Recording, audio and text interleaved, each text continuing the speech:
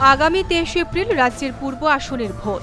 নির্বাচনকে সামনে রেখে প্রতিটি রাজনৈতিক দলের নেতারা মাঠ চষে বেড়াচ্ছে। পাশাপাশি ভোটারদের দলে টানার জন্য শুরু হয়েছে প্রতিযোগিতা। নির্বাচনের মুখে পাহাড়ে আইপিএফটিতে ভাঙন ধরাতে সক্ষম হয়েছে কংগ্রেস। প্রতিদিনই নিয়ম করে কংগ্রেস আইপিএফটি শিবিরে থাবা বসাচ্ছে। এই ক্ষেত্রে কংগ্রেস অনেকাংশেই সফল। শনিবার সকালে প্রজ্ঞা দেববর্মনের বাড়িতে এসে আইপিএফটির 50 জনের অধিক ভোটার কংগ্রেসে যোগ দেন। যোগদান পর্ব অনুষ্ঠানে কংগ্রেস প্রার্থী প্রজ্ঞা দেববর্মন বলেন, রাজ্য সরকারের প্রতি মানুষ বীতশ্রদ্ধ। তারা বিশ্বাস করতে পারছে সরকারকে। এই কারণেই ভোটাররা যোগ দেন কংগ্রেস শিবিরে। सभी को अभी देखने में आपको पता चल रहा है कि लोगों को बिल्कुल डेस्परेशन हो गया है अभी रूलिंग गवर्नमेंट के लिए, तो इसीलिए सब जोर से हमारे यहाँ पे कांग्रेस में ज्वाइन कर रहे हैं।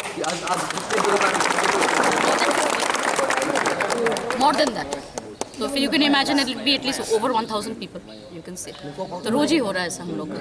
ठीक है, थैंक यू। প্রজ্ঞা দেববর্মনের বক্তব্য, গত কয়েকদিনে 1000 ভোটার কংগ্রেসে যোগ দিয়েছেন। মানুষ ধীরে ধীরে কংগ্রেসের প্রতি ঝুঁকতে শুরু করেছে। আগামী দিনে রাজ্যে ক্ষমতায় আসবে কংগ্রেসই। Bureau report, news vanguard.